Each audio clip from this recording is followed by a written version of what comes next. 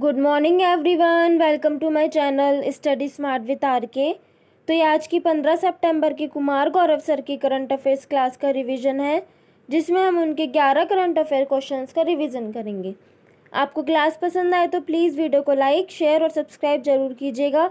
और इसकी जो PDF है आपको मेरे टेलीग्राम चैनल पर मिल जाएगी, जिसका लिंक डिस्क्रिप्शन में है। तो चलिए स्टार्ट करते हैं। फर्स्ट क्वेश्चन है कि राष्ट्रीय हिंदी दिवस पर तीसरा अखिल भारतीय राजभाषा सम्मेलन कहाँ प्रारंभ हुआ है। तो सबसे पहले बात करते हैं कि जो हिंदी दिवस है दो स्तर पर बनाते हैं, विश्व और राष्ट्रीय। तो विश्व हिंदी दिवस जो है वो 10 जनवरी को मनाया जाता है, क्योंकि 1975 में जो है पहला विश्व हिंदी जो सम्मेलन है वो नागपुर में हुआ था, इसलिए 10 जनवरी 1975 को ये हुआ था। तो इसलिए 10 जनवरी को जो है विश्व हिंदी दिवस मनाया जाता है।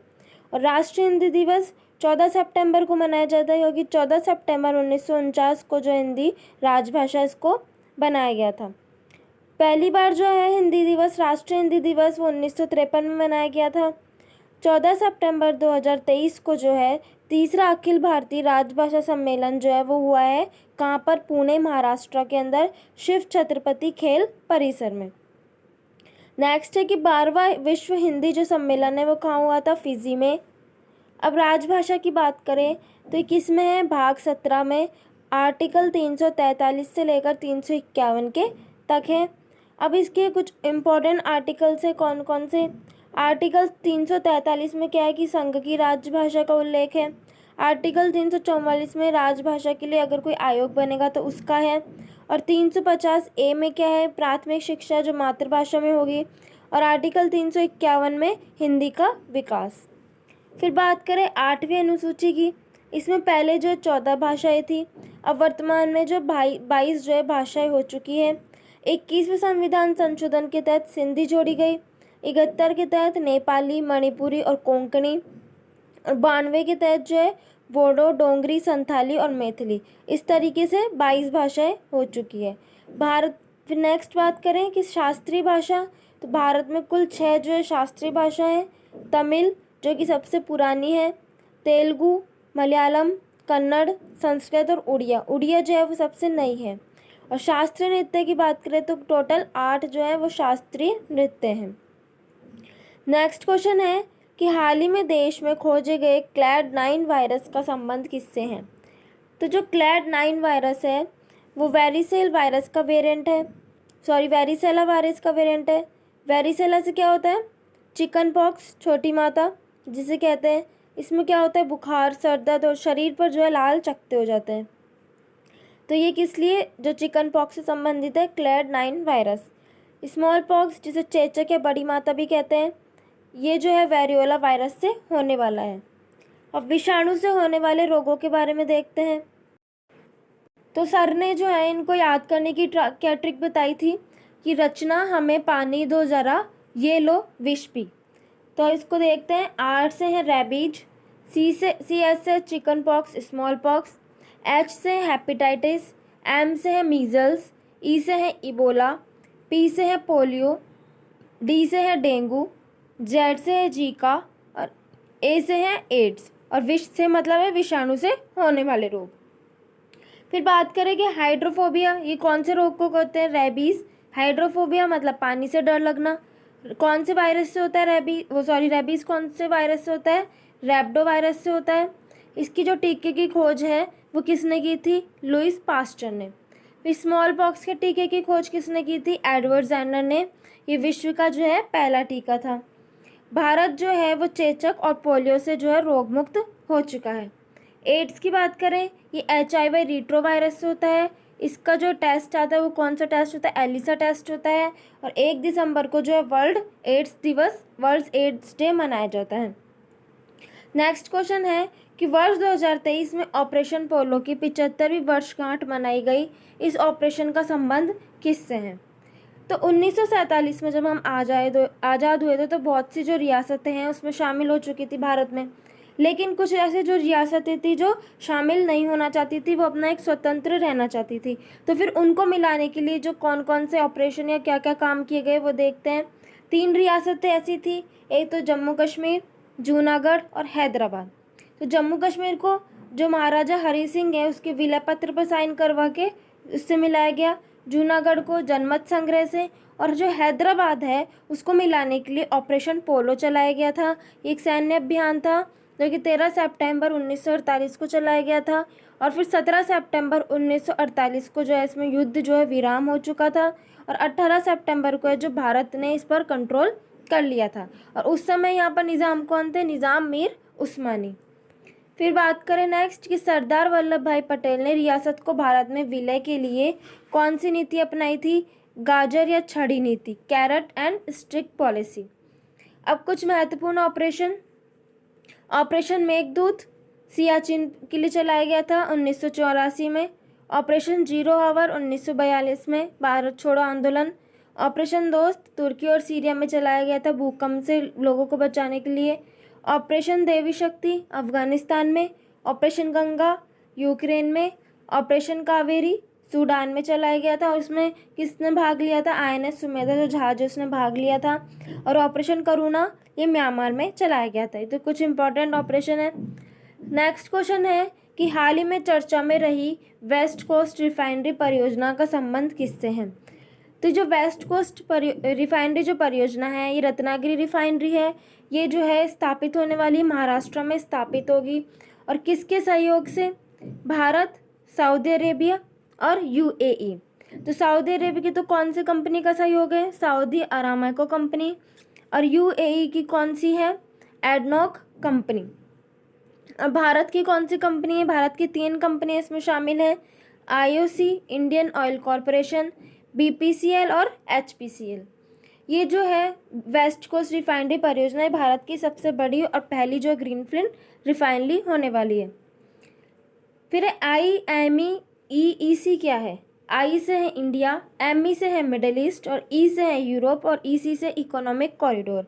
तो ये जो कॉरिडोर चलाया गया है इसकी घोषणा की है चलाने की कि जो इंडिया, मिडिल ईस्ट और यूरोप को आपस में जोड़ने के लिए इसको चलाया जाएगा।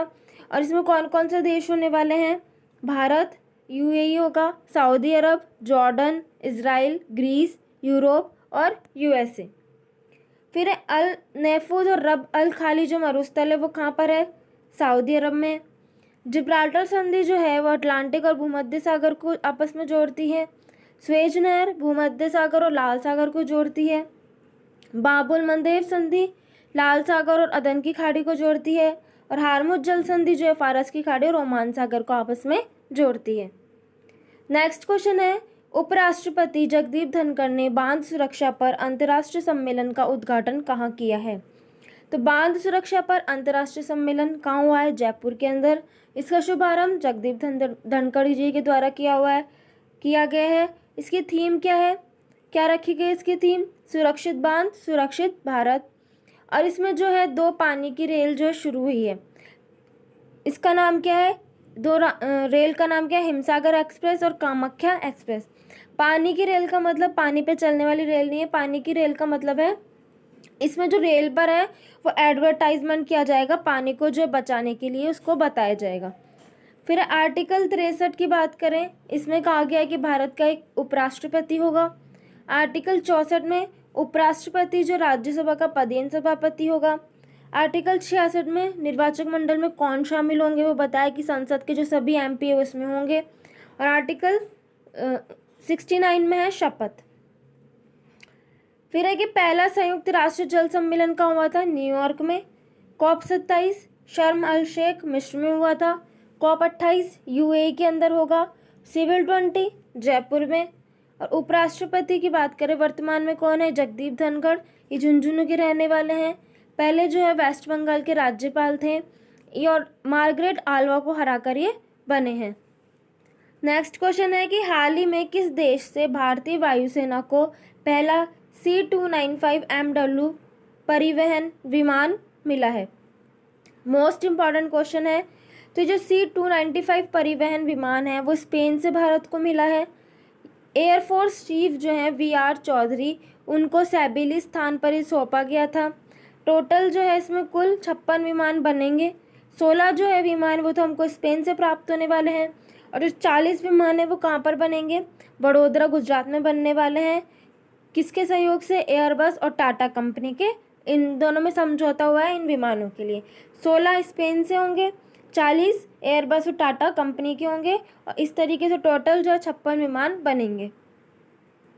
फिर है कि फीफा महिला विश्व कप 2023 कहाँ पर हुआ था? ऑस्ट्रेलिया न्यूजीलैंड में। इसमें स्पेन जो है विजेता रहा था इंग्लैंड को हराकर। स्पेन की राजधानी क्या है? मैड्रिड।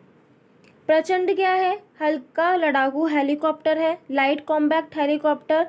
इसको किसने बनाया है? HAL ने, हिंदुस्तान एरोनॉटिक्स लिमिटेड। फिर है डॉर्नियर 228 विमान जो है वो श्रीलंका को दिया है। INS कृपाण ये किसको पार में दिया है हमने? वियतनाम को। और वियतनाम की राजधानी क्या है? हनोई। नेक्स्ट क्वेश्चन है कि हाल ही में वित्तीय समावेशन पर चौथी G20 वैश्विक भागीदारी बैठक कहाँ प्रारंभ हुई है? वित्तीय समावेशन का मतलब होता है फाइनेंशियल इंक्लूजन। इसमें इसका मतलब होता है कि सभी को जो बैंकों से जोड़ना। इसके लिए कौन सी योजना चलाई गई थी? जनधन योजना, जिसकी शुरुआत 28 अगस्त 2014 से हुई थी। अब जो फाइनेंशियल इंक्लूजन है, जो वित्तीय समावेशन है, उसकी चौथी बैठक कहाँ हुई है शुरू? मुंबई के अंदर। और पहली कहाँ हुई थी? कोलकाता में। इसमें कल सर ने एक वीडियो डाला था G20 के बारे में, उसमें पूरा अच्छे से एक्सप्लेन किया था। उसका मैं वीडियो जो है अपलोड कर चुकी हूँ, तो आप वहाँ से G20 के बारे में सारी डिटेल अच्छे से जान सकते हैं और उसकी PDF आपको टेलीग्राम चैनल पर मिल जाएगी। नेक्स्ट क्वेश्चन है कि हाल ही में सारागढ़ी स्मारक की जो आधारशिला है वो कहाँ रखी गई है? पंजाब के फिरोजपुर में। किसके द्वारा? CM भगवंत मान सिंह ने जो इसकी आधारशिला रखी है। अब सारागढ़ी की बात करें, ये सारागढ़ी युद्ध हुआ था। वर्तमान में जो स्थान है वो पाकिस्तान में है। ये युद्ध कब हुआ था? 12 सितंबर 1897 में हुआ था। इसमें 21 सिख सैनिकों ने जो 10,000 अफगानी जो थे उनके साथ युद्ध किया था। फिर बात करें बक्सर का युद्ध, ये कब हुआ था? 1764। कहाँ पर है ये बक्सर? बिहार के अंदर। इसमें EIC की तरफ से जो हेक्टर मुंडो रहे थे और इसमें विजेता कौन रहता? EIC। इसके बाद इस युद्ध के बाद क्या होती है? एक इलाहाबाद संधि होती है 1765 में। इसके बाद जो है वो द्वैल शासन की शुरुआत होती है, क्लाइव द्वारा शुरुआत की जाती है। और क्लाइव कौन थे? बंगाल के पहले जो गवर्नर थे। द्वैल शासन का मतलब होता है कि जो दीवानी अधिकार है वो तो EIC के पास होंगे और जो शेष जो बाकी अधिकार है वो उसके हेड के पास होंगे। नेक्स्ट क्वेश्चन है कि हाल ही में अमेजॉन वेब सीरीज़ ने क्लाउड टेक्नोलॉजीज़ और AI क्षमताओं को बढ़ाने के लिए किसके साथ साझेदारी की है? तो किसके साथ अग्रीमेंट किया है? इसरो के साथ। अमेजॉन और इसरो ने आपस में अग्रीमेंट किया है क्लाउड तकनीक और AI क्षमताओं को बढ़ाने के लिए और अंतरिक्ष क्षेत्र में नवाचार हो सके, इसके लिए अमेजॉन और इसरो ने जो समझौता किया है। फिर आदित्य L1 ये 2 सितंबर को लॉन्च किया गया था PSLV C57 के द्वारा। ये सूर्य के लिए जो पहला मिशन है और ये कहाँ तक जाएगा? लंगराज पॉइंट जो L1 पॉइंट है वहाँ पर जाने वाला है और ये जो पृथ्वी से 15 लाख किलोमीटर जो है दूर स्थित है। नेक्स्ट क्वेश्चन है चंद्रयान 3 14 जुलाई को लॉन्च किया गया था LVM 3 M4 रॉकेट के द्वारा, जिसे बाहुबली भी कहते हैं। विक्रम और प्रज्ञान जो इसमें लैंडर और रोवर हैं और साउथ पोल पर जो है ये लैंडिंग कर चुका है 23 अगस्त को और भारत जो है साउथ पोल पर लैंड करने वाला पहला देश बन चुका है। NVS-01 इसको GSLV F12 के द्वारा लॉन्च किया गया। ये नेविगेशन की दूसरी पीढ़ी का पहला उपग्रह है। इसरो की बात करें, इसकी स्थापना 15 अगस्त 1969 को होती है। इसका हेडक्वार्टर बेंगलुरु में है। वर्तमान हेड कौन है इसके? S सोमनाथ। और पहले हेड कौन थे? विक्रम साराभाई। नेक्स्ट क्वेश्चन है हाल ही में बिहार के किस नगर निगम में आम लोगों के लिए कैश फॉर वेस्ट योजना प्रारंभ की है? तो किस में? कैश फॉर वेस्ट जो परियोजना है वो पटना नगर निगम में इसको शुरू किया गया है। इसकी थीम क्या है? वेस्ट टू वेल्थ, मतलब कि अपशिष्ट जो पदार्थ है उनसे धन बनाना। फिर G20 कला प्रदर्शनी कहाँ हुई थी? पटना बिहार में। ग्रीन बॉन्ड जारी करने वाला नगर निगम कौन सा है? पहला गाजियाबाद और दूसरा इंदौर। फिर हर घर गंगा जल, ये बिहार में चलाया गया था। अनुसूची 12 की बात करें, इसमें क्या लिखा हुआ है? नगर निकायों के बारे में है। 18 विषय हैं। 74वां जो संविधान संशोधन हुआ था 1992 उसके तहत इसको जोड़ा गया था। भाग 9A है आर्टिकल 243 से आर्टिकल 243 तक। नेक्स्ट क्वेश्चन है कि चीन तालिबान के अफगानिस्तान में नया राजदूत नियुक्त करने वाला बना पहला देश। तो ये था आज की कुमार गौरव सर की क्लास का रिवीजन। उम्मीद है आपको क्लास अच्छी लगी होगी। यदि क्लास पसंद आए तो प्लीज़ वीडियो को लाइक, शेयर, सब्सक्राइब करना ना भूलिएगा और इसकी PDF आपको मेरे टेलीग्राम चैनल पर मिल जाएगी। Thank you for watching and have a nice day.